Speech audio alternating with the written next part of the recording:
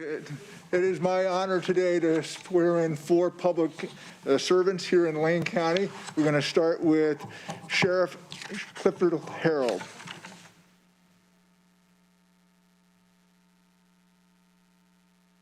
Sheriff, good morning, sir. Please repeat after me. I, Clifton G. Harold, I, Clifton G. Harold, do solemnly swear do solemnly swear that I will carry out the duties that I will carry out the duties of the office to the best of my ability. of the office to the best of my ability. I will support the Constitution of the United States I will support the Constitution of the United States and the Constitution of the State of Oregon, and the Constitution of the State of Oregon, the Charter of Lane County, the Charter of Lane County, and the laws thereof, and the laws thereof, and I will faithfully and honorably and I will faithfully and honorably conduct myself in the office of sheriff, conduct myself in the office of sheriff, to which I have been elected. to which I have been elected. So help me God. So help me God. Congratulations, sir. Thank you. If you'll please sign the paperwork.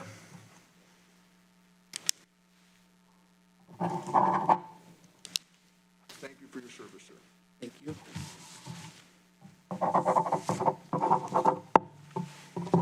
And I think I'm supposed to hang on to these. Thank you, sir.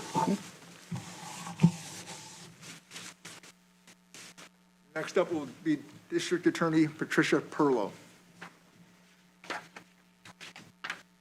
Your Honor. Good morning, Madam. Thank you very much. Please raise your right hand and repeat after me.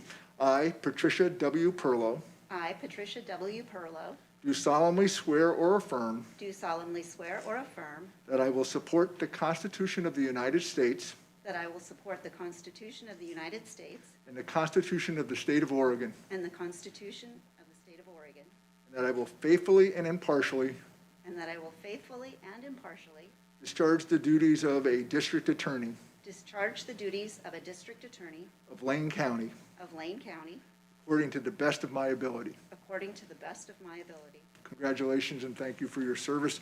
If you'll please sign the necessary paperwork. Thank you.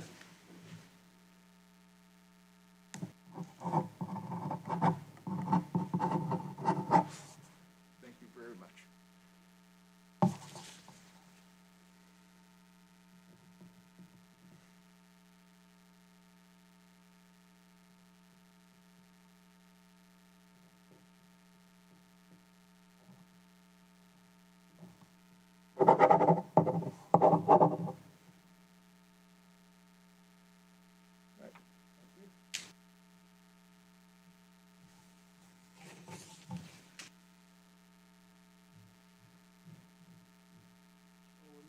I apologize. There's actually 2 of these.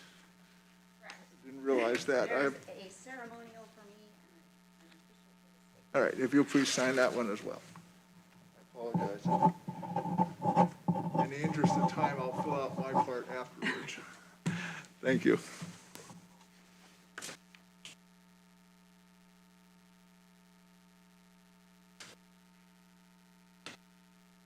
And next up is Commissioner Farr.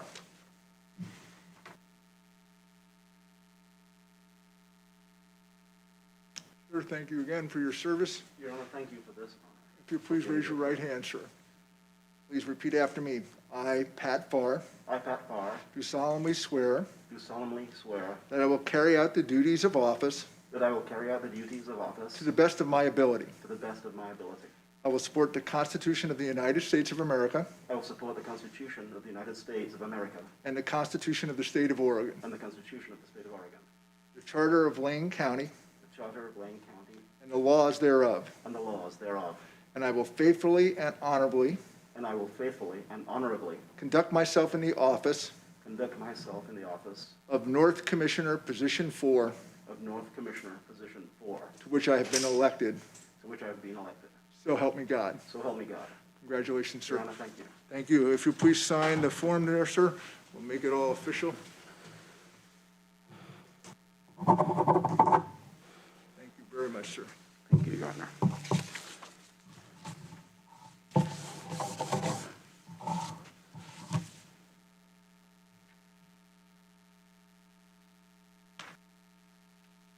Next up is Commissioner Lori Trieger.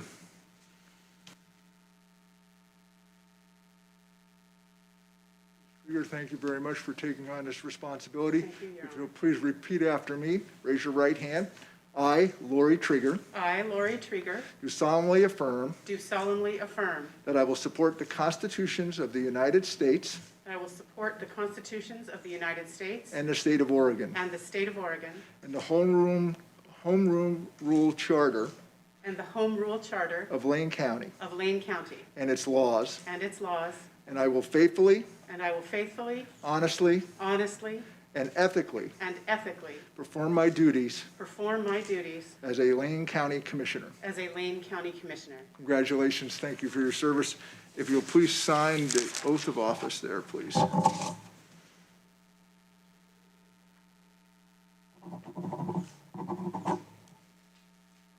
you very much. That completes the swearing in now. Each of the new public officials will have a chance to address you. I'll step aside and do some paperwork. Thank you. We'll start with, in the order that I heard the matters, we'll start with the sheriff. Sheriff, you'll please come on up.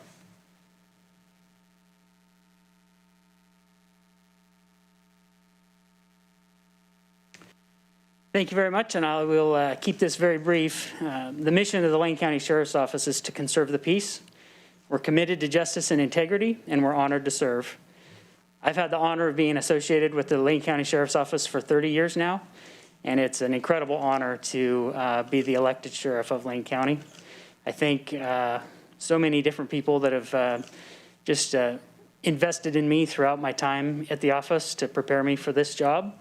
And I thank the roughly 300 members of the office for their incredible work and the way that they are internally motivated to serve this community.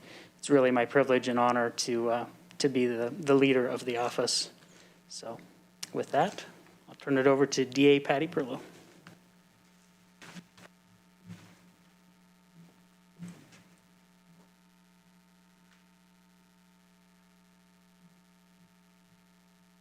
Thank you, Sheriff Harold. I too will be brief. I just would like to express my gratitude to the people of Lane County and to the people in my office who serve. This will be my last time taking that oath, and so it is particularly meaningful to me. And our mission is to continue to promote community safety and to uphold the rights of victims, and that's where the next 4 years will be spent. Thank you very much.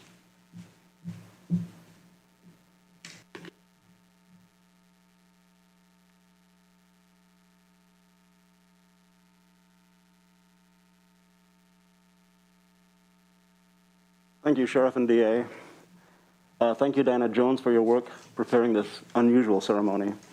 You know, on December 12th, 1940, my mother and father were waken up by air raid sirens. They ran from their beds into the shelters as bombs dropped all around them. 25 years later, they mustered up their courage once again and brought their family to America, and here we are today. Today is a time for all people in Lane County to muster their courage for the difficult year and years ahead of us as we rebuild from the COVID-19 worldwide pandemic, as we rebuild from the greatest fires in Lane County history and serve the people who are elected to serve. I'd like to once again thank the staff of Lane County and most especially thank my wife, Debbie Farr, for her great support. Thank you very much.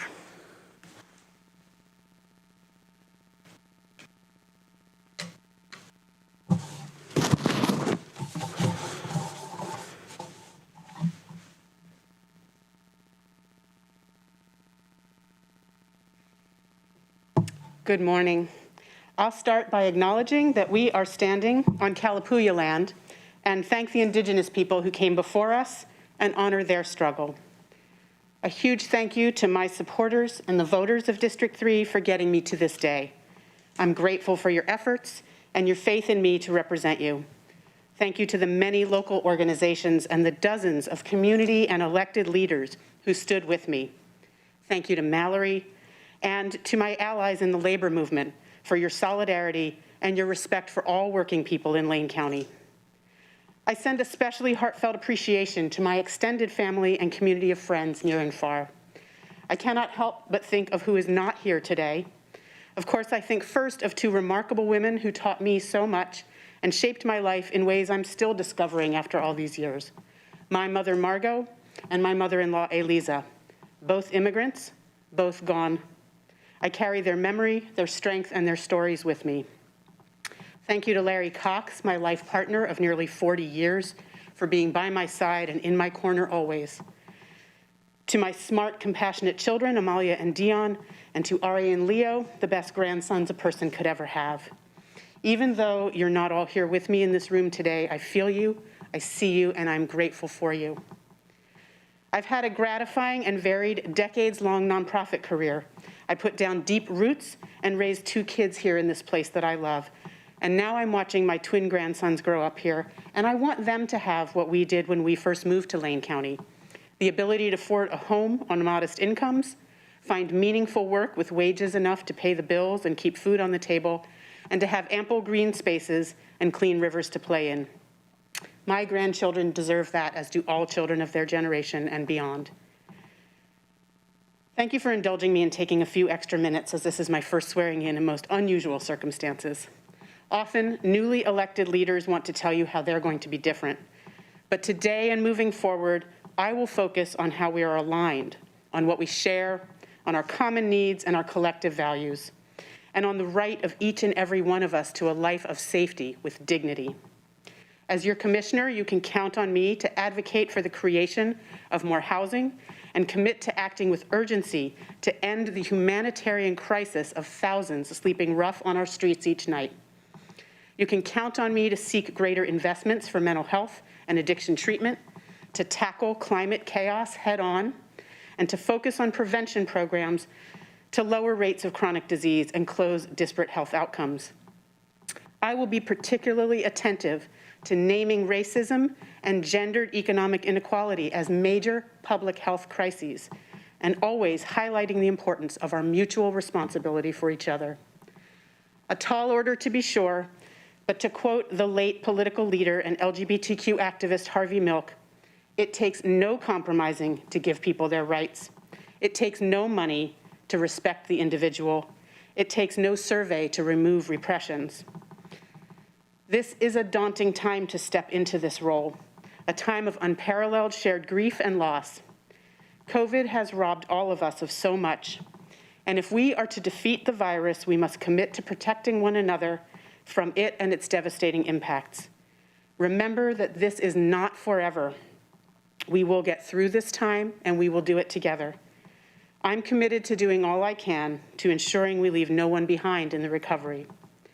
I'm ready to do my part to help ease the challenges brought about by this pandemic, as well as facing both overt and covert racism head-on, protecting this one and only planet of ours, and to honor and address the needs of those providing care to our families, predominantly women and women of color.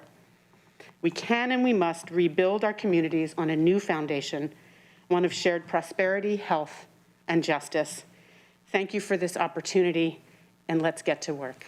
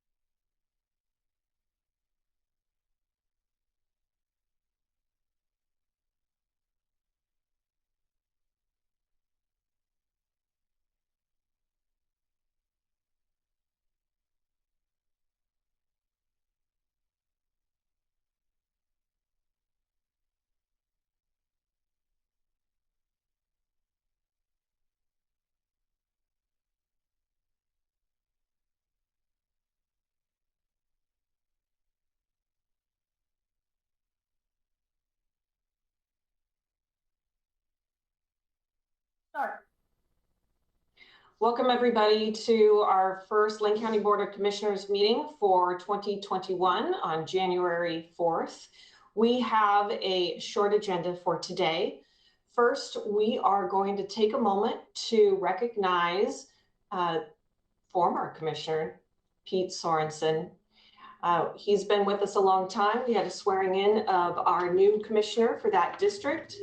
But Commissioner Sorensen has been with the county for 24 years, and it's really important that we acknowledge all of his public service over the years. So that is why you also see Mr. Sorensen now on the screen with us. So I'm going to start off by saying a few words, and then we'll give it a chance for all the other commissioners to be able to say something. We've got a couple of things to give him virtually. We will eventually give them to him in person. We want to just give our huge thanks to Commissioner Sorensen for all of his service. He has been with the county, as I said, for 24 years, probably seen lots of commissioners come and go, lots of staff come and go, lots of changes over these past 24 years. We know that you have served your district with integrity, and we appreciate that as we all strive to provide that to our constituents as well. I know that constituents also have acknowledged to both me and others in the community how responsive you have been over the years to their concerns, always replying to their questions and getting back to them with your thoughts and where you can help them and share, contact information or whatever they may need. So I personally appreciate that because I know responsiveness to our community and our residents is so important in this office. Commissioners come with their own personal lenses when they come to this job. You have a legal lens that has been helpful over the years, and we appreciate that perspective over the years. And you also come with a lot of prior knowledge to the seat. And as a commissioner, after 2 years, it was really important to have that institutional knowledge shared when we, Commissioner Bernie and I started. It was really helpful, and we know that we won't have the same institutional knowledge when you leave, although we do have commissioners that have been here for some time as well. But that length of time is really outstanding, and thank you for sharing that knowledge along the way. I'm going to, with that, show you a couple of things that we will deliver to you. But we have a award and recognition for all your years of service here, as well as a token of appreciation with it's hard to see on the camera here, but it is a beautiful glass covered bridge with your name and recognition of your service. So for me personally, thank you so much. And I'm going to open up the floor to other commissioners who might want to say something. Who would like to go first? Commissioner Bosevich. Thank you, Chair. And thank you, Pete, for being my longest serving commissioner that I've worked with. He's leaving me in the position of being the senior commissioner on the board, which doesn't seem right because I feel like I just got sworn in for the first time. Watching those swearing in ceremonies, I remember the nerves and everything else and trying to do the repeat after me stuff. And I was the first one sworn in by Judge Vogt, and she went really fast at first and gave like 5 or 6 sentences, and I couldn't repeat them back, and how nerve-wracking that was. And for the next, when she swore in the next 2 commissioners, she slowed down and did a few words at a time, and it went much smoother. But it was nerve wracking. So Lori, congratulations. And I understand it probably was just as nerve wracking, but Pete, you went through that 6 times, and that's pretty amazing. And I just want to appreciate that. That's an amazing longevity as a commissioner. It's not an easy job, and anyone that thinks it's a 40-hour week job hasn't been a commissioner yet. It's definitely, one of these jobs where I've told people you're never not a commissioner. You can't go to the grocery store without getting somebody stopping you in the aisle and telling you about what their neighbor's doing or some other problem they have. So you've been dealing with that for 24 years, which is just pretty amazing and shows a lot of stamina. But I want to most appreciate something about Commissioner Sorensen that maybe the public doesn't understand, because quite often this happens before the cameras turn on in our commissioner meetings.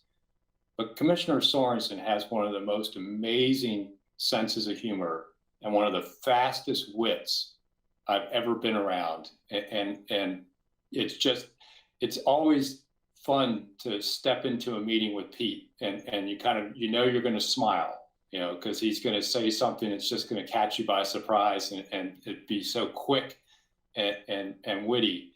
And it's that intelligent mind that's behind that. And I just want to appreciate it's been such an honor to work with you.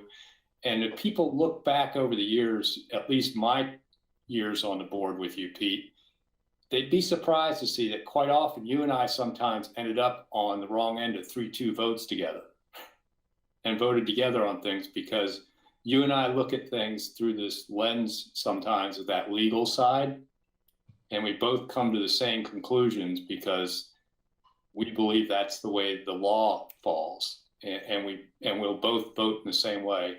And that's the integrity you have, that you and I can come together and have that similar view. And I just really want to appreciate the work and just the perseverance of 24 years of service to this county. And thank you for your time, and wish you health and happiness and a joyful retirement. Thank you. Anybody else like to say something? Commissioner Burney? Can you hear me? Lori, I'm the one that doesn't know what they're doing, not you. I can't even adjust the camera on this thing. First, I would like to take the opportunity to share with Lori how much I share with my wife, that this is going to be fascinating. This is the first time, I'll speak for myself, but I know it's Heather also, are working with a new board. We've not experienced this before. We were the newbies 2 years ago. And so I'm sorry that you missed the in-person with family and friends and Harris Hall crowded. I just really don't envy the way that under a COVID environment you're having to start. But I know this is a moment for Pete. So I would like to share that in one of my first work sessions as a board member, I'll never forget, I walked in and Pete and Jay were arguing about whether climate change was real or not. And I was sitting in between them and I was thinking, oh my God, what do I do? Both of these people, their reputations precede them. I don't want to pick an argument with anybody. And then I learned that I was seated in Harris Hall between Pete and Jay, as Pete was the chair of my first meeting. I'm thinking, oh my God, what do I do? And I learned that both have been, to me, gentlemen to the core. Pete, forgive me, this is going to sound, forgive me, this is a very dated remark, but when I think of anyone being a county commissioner for 24 years, it harkens me back to an interview I once saw with Barbara Walters and Robert Mitchum. And they were talking about Robert Mitchum's marriage of over 45 years in Hollywood. And Barbara Walters said, to what do you attribute the longevity of your relationship? In Hollywood, people switch partners. And Robert Mitchum just deadpanned, he looked at her and he said, lack of curiosity. Pete, I want to tell you that You have been a Lane County Commissioner longer than the total years of service as Commissioner of everyone else on this Board of Commissioners combined. And I have known you since before you first ran for County Commissioner. You were always running for something, but before you first ran for Lane County Commissioner. And I would like to say that I have known you through good and bad. You have always attempted to stick to your guns. You have always represented your ideals and those of your constituents with integrity. And you have, sir, lived a life of honor. So Pete, for you've seen many commissioners come and go. I'm sad that you are the first commissioner I am seeing leave, but now it's your turn. It is well deserved. God bless you. God bless Kim in your next chapter. Please stay well and please stay in touch. Thank you very much, Pete. Commissioner Farr. Thank you, Chair Buck. I'll allow Commissioner Trieger to speak last. Senator Sorensen, you're no longer a commissioner. I call you commissioner when you were a commissioner, and now I will call you senator because I will call people by the highest office that they ever achieved. I want to talk about the history that you and I have. 25 years ago, a quarter of a century ago, I became a Eugene City Councilor. Bobby Green had recruited me to replace him as he sat at the desk that I'm sitting at right now. 25 years ago, almost to the day, my very first phone call, I was standing at the lumber sales counter at Jerry's. My very first phone call came from Senator Pete Sorensen, congratulating me on becoming a Eugene City Councilor. Pete, that stuck in my heart all these years. And I remember that. That was one of the most exciting moments of my life when a state senator called me, Pete Sorensen called me and congratulated me. At that point, I realized that there was a lot of work ahead. I didn't know how much of the work would be you and I joined at the hip. Caring about the same things, driving for the same things, helping serve people, and as Commissioner Trieger talked about, making certain that the people who need things the most in Lane County are the ones who get things first as much as we possibly can. Pete, you are a beacon of light to many people around you. I hope you realize that. You will continue to be so. And Senator Sorensen, Godspeed in your retirement. Thank you. I think it's so appropriate, Chair Buck, presenting you with a bridge, Pete, because I feel like there really is a bridge happening here between us and our service to this district. And, you know, of course, I first knew you not in a political realm at all because our kids went to school together in family school. And so we met when our now adult children who have kids of their own were in 4th and 5th grade. And I know you as a neighbor. And so the way I first met you as a fellow parent and neighbor is the way that we'll continue to stay connected. And I'm just very excited for you, for Kim, for that adorable puppy of yours, that you have more time now to play and explore and hike all the beautiful places in Lane County that I know you love. I will always be so appreciative and have gratitude for you for appointing me to the Budget Committee several years ago. I've been working in this community for a long time, interacting with, sometimes lobbying county commissioners, but you gave me my first opportunity to be inside the county and to really understand the organization and how we express our values through our investments in programs and in people in this community. And so I thank you for your support and your faith in me by giving me that appointment and allowing me that opportunity to learn this organization from the inside in that way.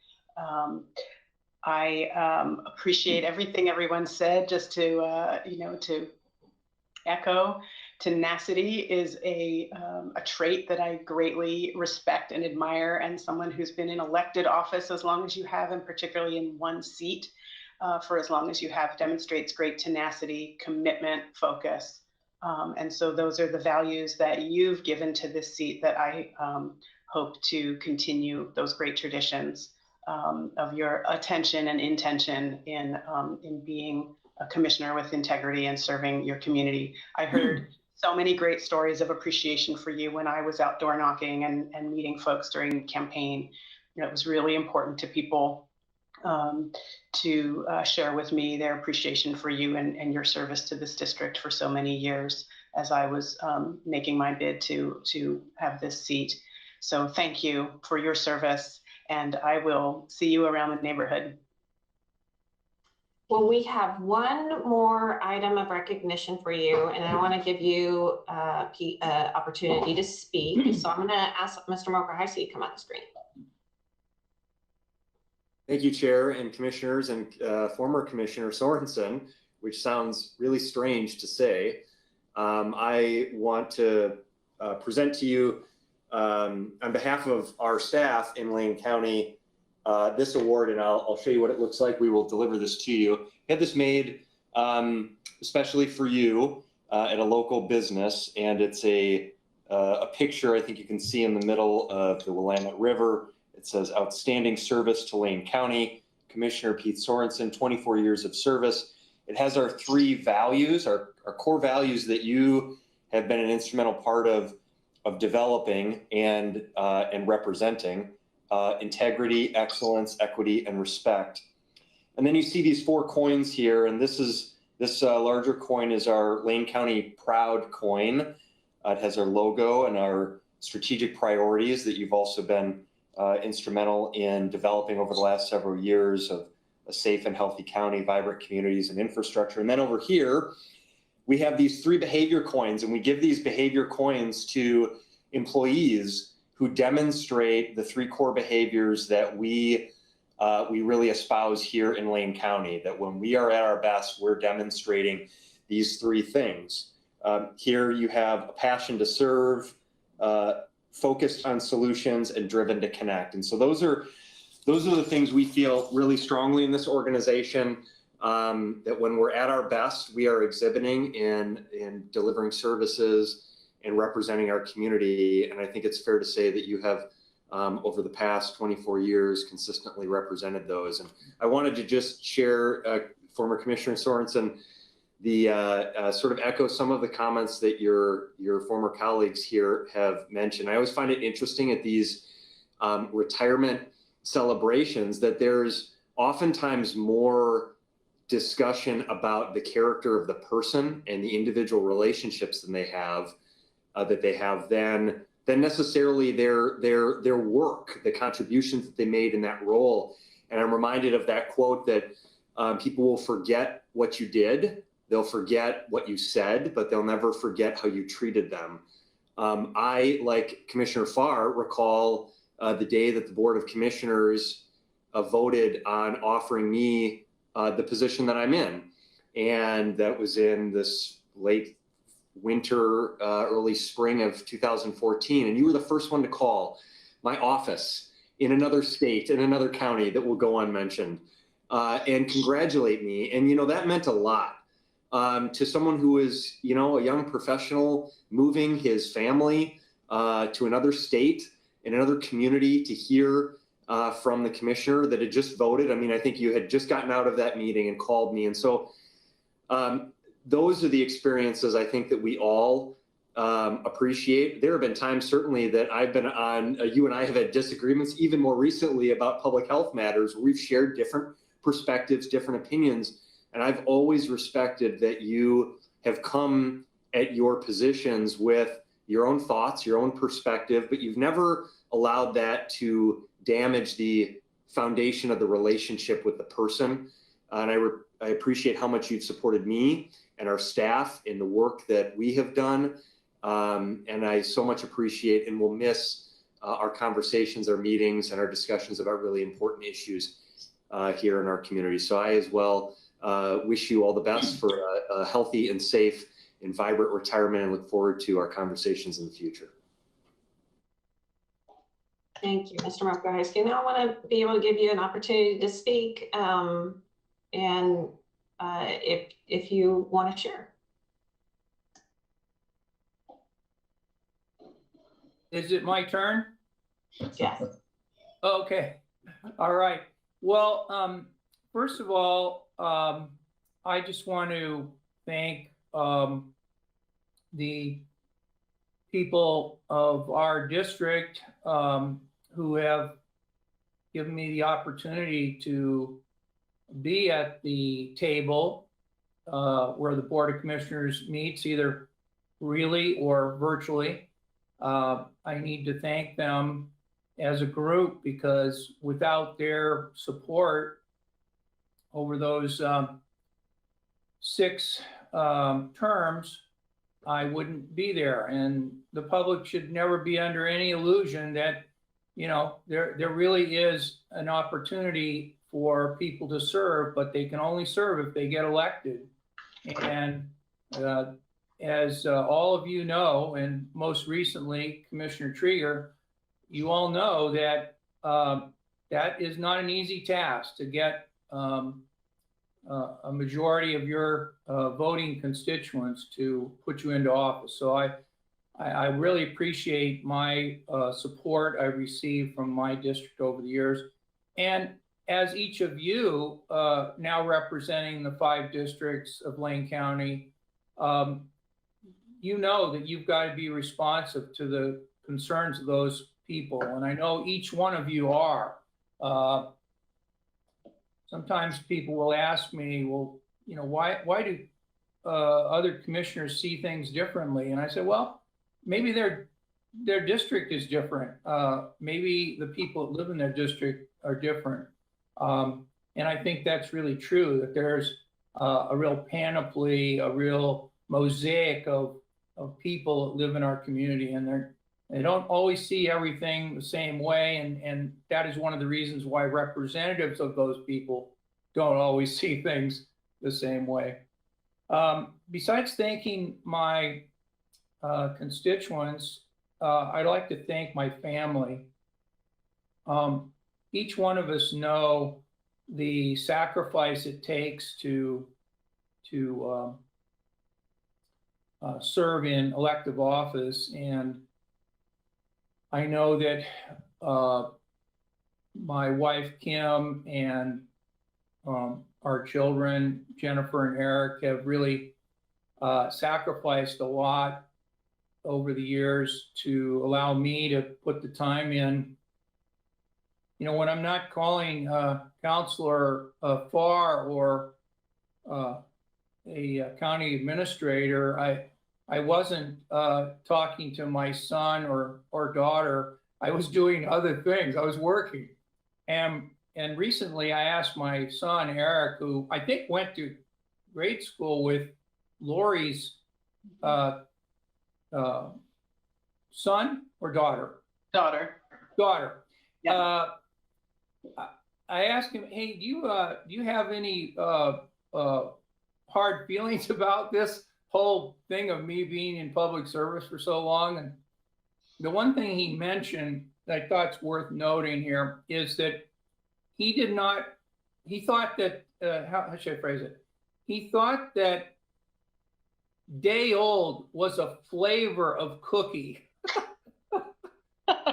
which he learned later that day old was not a flavor, but that was the kind of economic impact he noted.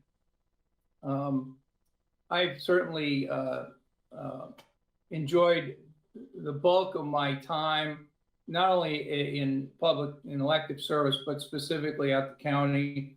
And I think that all of you in your remarks have really touched me, because, you know, the public may see the commissioners from time to time in a kind of combative way, but the truth is what Commissioner Bozovich said is that for the most part, the vast majority of our decisions are unanimous, that the 5 of us tend to see things when the stark decision comes down as to what to do, we tend to see it the same way. I would just estimate 90% of the board decisions are that way. But it's the cutting edge decisions that the public focuses on, and yet there is a certain camaraderie we all share, because we've all been through the process of a campaign or 2 or 3, or maybe in my case 7 or 8. But we also see that there's real lives going on behind the scenes, and that we all have strengths that we bring to this job. And I just, I guess I want to conclude by saying I'm going to miss certain parts of it and I'm not going to miss others. I think all of you understand the benefits and drawbacks of these positions. My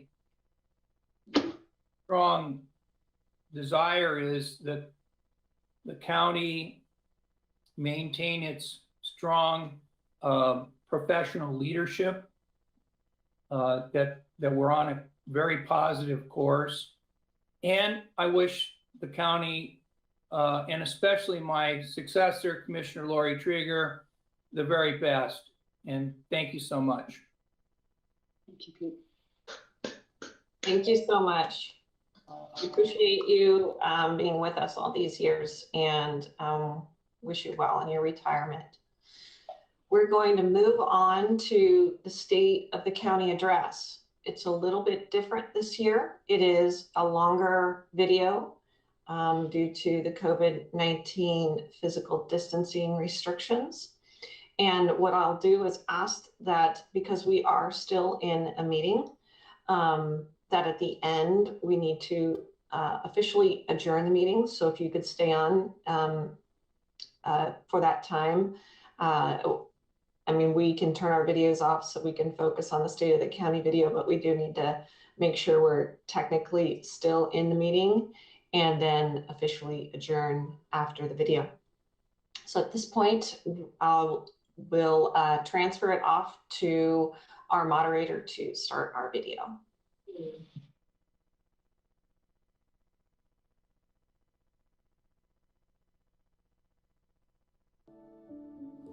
Welcome to the 2020 State of the County Address. My name is Heather Buck, Lane County Commissioner for District 5 and Chair of the Lane County Board of Commissioners for 2020. Under normal circumstances, we would invite you here to join us in Harris Hall or watch us live. However, as you all know, 2020 was no normal year.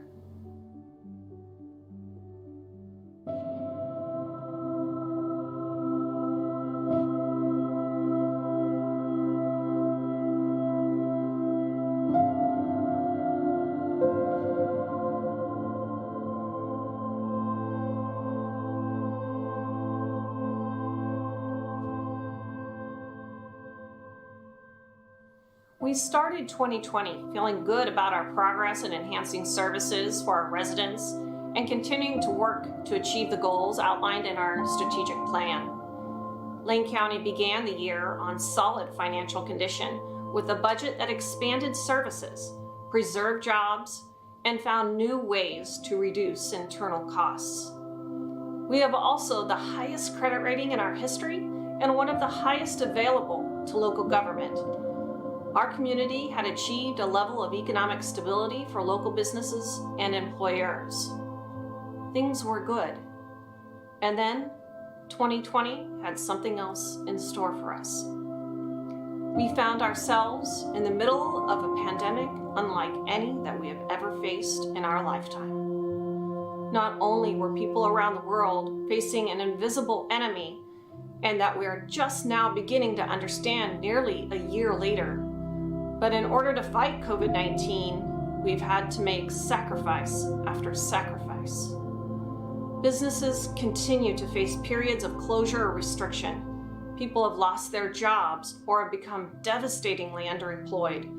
Local employers are struggling to balance their ability to keep their doors open with retaining employees.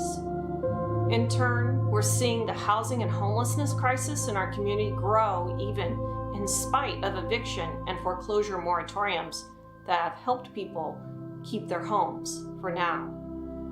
Public health has been on the front lines of our local response, working so hard and bringing their best to limit the spread of the virus and limit its impact on our community.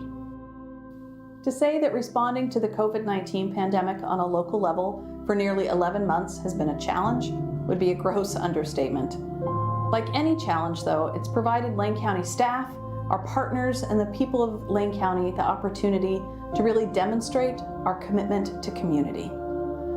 Our emergency response began back in February with very little information about COVID. but fortunately was able to draw from a deep bench of dedicated staff across Lane County and a wealth of experience handling infectious disease in our public health team. The heavy lift was expanding those elements to meet the needs of our community during a pandemic as expansive and pervasive as COVID. We did so by establishing an emergency operations center, an EOC, and enlisting the help and expertise of Lane County staff from virtually every department. We also immediately began leveraging the strong relationships we fostered with community partners for just such an occasion as this.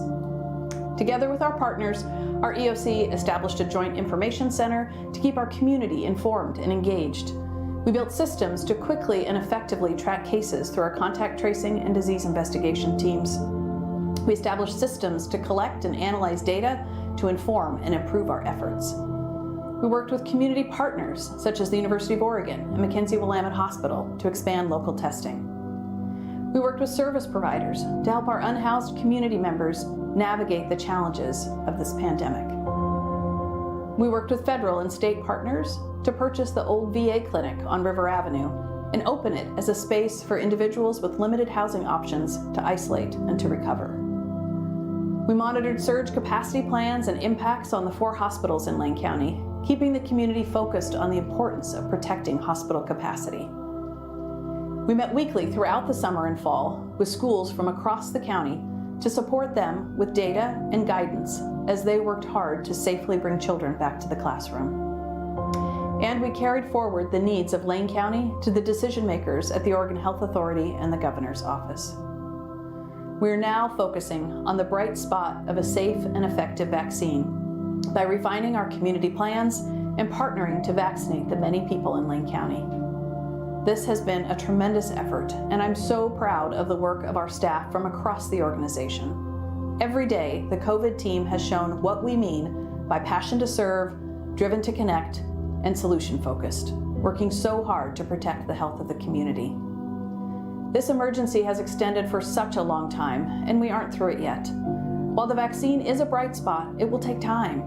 To get through 2021, protect our hospitals, and get our schools and businesses open, we really need everyone to commit to those core public health practices. Wash your hands, physically distance, wear a mask, follow state and local guidance.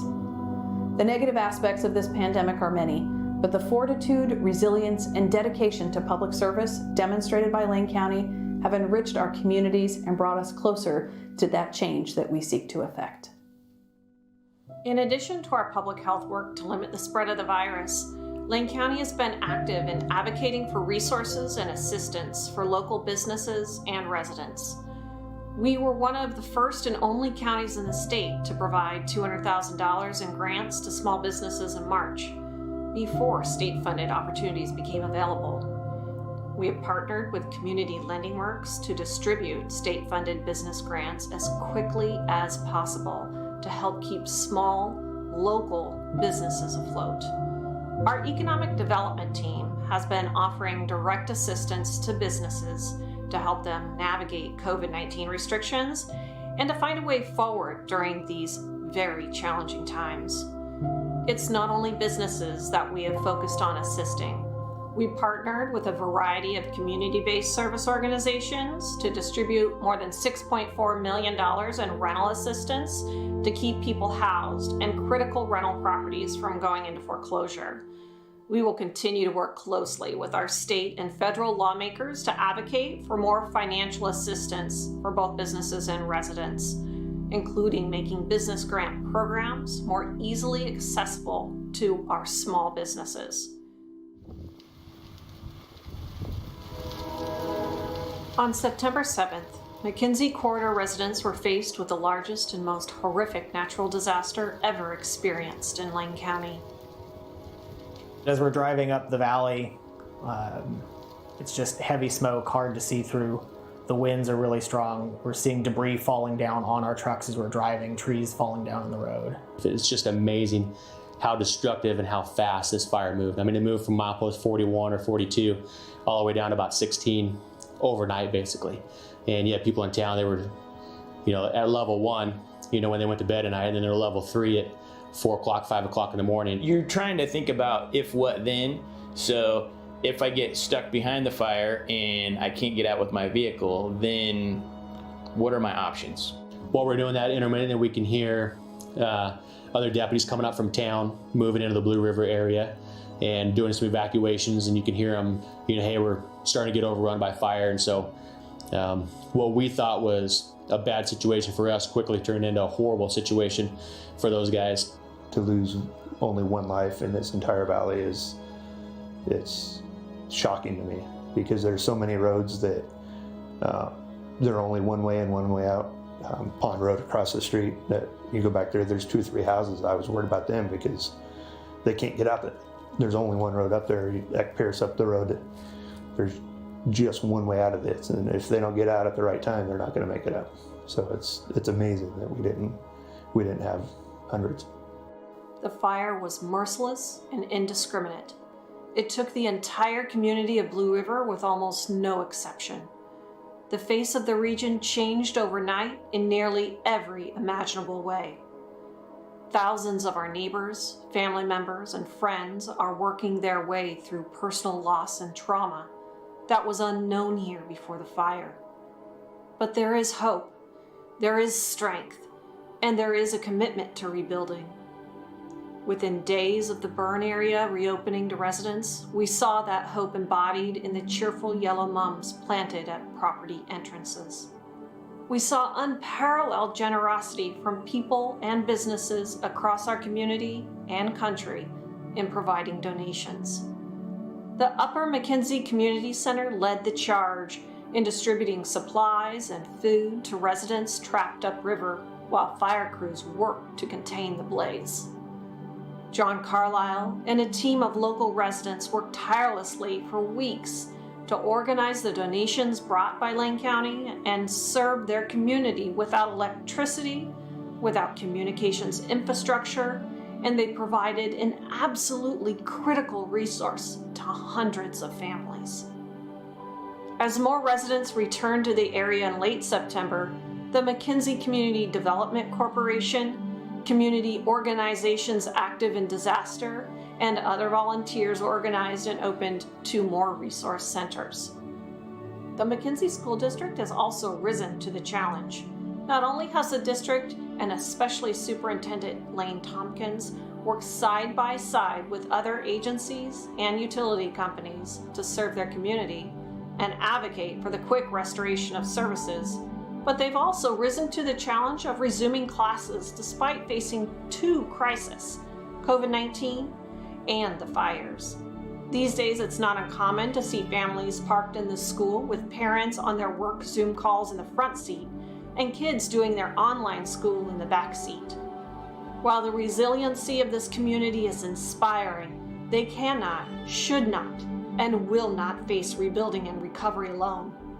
Lane County is working to do our part in supporting the recovery process. One of the ways that the Sheriff's Office is really pleased to be able to support the recovery process in the McKenzie River Valley is through the assignment of 2 deputy sheriffs for designated district patrol. And these 2 deputies won't have to be called back and forth across the entire county, 4,600 square miles, but will be specifically focused on the McKenzie River Valley and available to calls for service. As the residents return to their homes and work through that process of grieving what has occurred at their homes, but also beginning to recover and rebuild. We're pleased to have high visibility presence up and down the highway and to have deputies available really to provide a response to any law enforcement needs in the McKenzie River Valley. One of the things that we know is when we have specific deputies designated to a specific district, that truly is the community policing model. And the deputies begin to build relationships with the folks in the community, and it just provides a much more efficient police service and allows the deputies to really become part of the community. And so we're really pleased to be able to provide that service as a result of the addition of these 2 deputies. To help speed up that process, we waived fees for emergency RV permits, enabling residents to return to their properties with RVs so that they can be on site when they rebuild. We've also added staff to our land management team so that they can have people dedicated solely to assisting fire survivors. We have partnered with Oregon Internet Response to station emergency communications infrastructure in the fire area to help keep residents connected to emergency services, loved ones, and workplaces. Staff from our Health and Human Services Department have been working directly with many of the survivors to help them connect to services, to housing, and to navigate the complex processes for financial assistance. Lane County, alongside our state and federal elected leaders, will keep advocating for housing assistance and solutions. We cannot stop until we have appropriate housing options for everyone who lost a home. We're still at the beginning stages of recovery. But with the grit shown by this community and advocacy and assistance from Lane County and many others, we will rebuild the McKenzie Corridor, and it will thrive. Lane County and its cities have been working to find solutions that reduce the number of our neighbors who are unsheltered and have no safe place to sleep. The housing crisis is not new in Lane County. We have struggled with an increasing population and a decreasing amount of low and middle income housing inventory for several years. However, the economic effects of COVID-19, the loss of nearly 500 homes in the Holiday Farm fire, and the reduced number of emergency shelter beds available have exacerbated our housing issues. At Lane County, we continue to partner with our cities throughout the community, Eugene, Springfield, and all of our rural communities to create solutions to our housing challenges. Lane County is one of the primary funders of the Egan Warming Center, operated by St. Vincent de Paul. The need to keep people at a greater distance from others during the pandemic has greatly reduced not only the overall capacity of programs like Egan and Dawn to Dawn, but it's also reduced the number of places that Egan can operate due to square footage requirements. To help increase the number of emergency shelter beds, Lane County purchased and is distributing 120 pallet shelters across the county to serve as emergency shelter this winter. We provided pallet shelters to community organizations in Florence and Cottage Grove and throughout Eugene and Springfield. We're also actively seeking opportunities to purchase properties that may be used to provide shelter with funding for programs such as Project Turnkey. We also continue to make progress on the recommendations from the Shelter Feasibility Study. We oftentimes hear this called the TAC report. Some of the most visible milestones are partner projects with Homes for Good, the Commons on MLK, which is set to open soon and already accepting applications, and the Market District Commons in downtown Eugene, which is also nearing completion. In addition to housing, other work continued in Lane County in spite of the many challenges of 2020. Our departments made big adjustments in how they served our clients in order to comply with COVID-19 precautions and to keep their clients and their staff safe. Our assessor increased the availability of electronic property tax payments and established a new payment drop box outside and accessible from vehicles. Our elections office was able to assist most voters via telephone for the May and November elections, while opening the office for limited durations to ensure voter access. Our community health centers continue to see patients through increased telehealth appointments and increased cleaning and disinfecting practices for those who seek treatment in person. Our sheriff's office made significant changes to the jail to provide for safety of inmates and staff, including reducing the overall population to increase space, providing PPE and access to testing, and careful protocols to keep anyone who may be infectious away from others. We began the process to enhance 2 critical services, parole and probation, and developmental disability services. Both have been operating in spaces that make it really challenging to serve their clients and to make the most efficient use of their time and their resources. Work is underway to create spaces for those services. Parole and probation will have a new office at Highway 99 in Roosevelt, while we're bringing developmental disability services out to our Health and Human Services campus on MLK Boulevard. 2 years ago, in one of my first board work sessions, some commissioners argued over whether climate change was real or not. I stated that I was not here to argue about climate change or if the world was round or flat. I wanted to know what Lane County's greenhouse gas emissions were, how they're monitored and measured, and how that information is used to decrease them. That began a comprehensive greenhouse gas emissions inventory for county government operations and for the county as a whole, which begat Lane County's first ever climate action initiative that was adopted by the Board of Commissioners this last October. Emission reduction is now measured, monitored, and built into county planning and operations.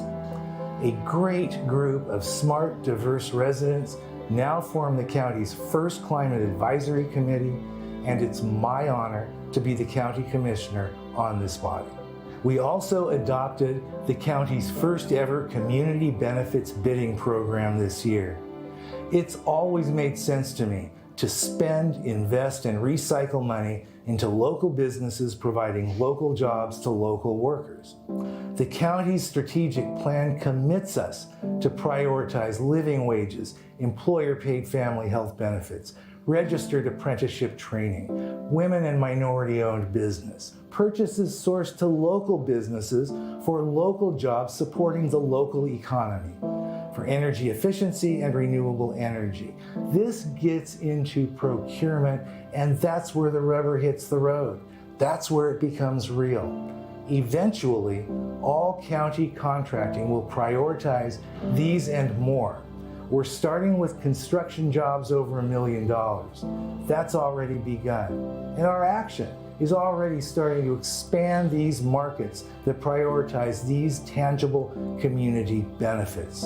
For example, selected trades from across Oregon are starting to use Lane County's template to initiate these procurement priorities in other Oregon counties, cities, and schools. This is pro-local business, pro-worker, and pro-environment. It's a big deal to move money in ways that increase local business, increase worker benefits, and treat all of us with dignity. In December, we adopted Lane County's first ever housing action plan to increase housing options and to reduce homelessness. The plan includes multi-jurisdictional partnerships and addresses everything from land use to finance to affordability. I'm so excited to continue this work in 2021. In spite of the challenges we have faced this year, it is exciting to see so many important firsts accomplished. These are plans and processes that will help improve the lives of our residents now and in the generations to come. It's important to acknowledge everything that we've been through in 2020. The new year holds promise and recovery, new opportunities that we never knew were possible, a new way of life. The county is here to figure that new world out with you, support you, and do the hard work. Thank you for all that you've done. We've got more strength, courage, and heart than we know.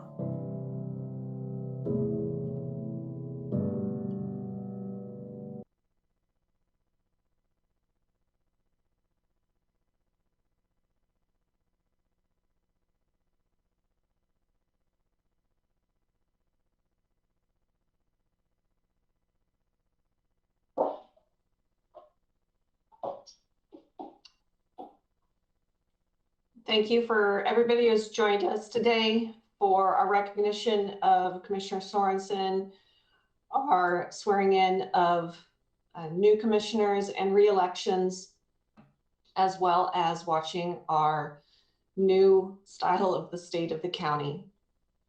With that, we are adjourned for today. We'll see you tomorrow at our first business meeting, January 5th, at 9 a.m.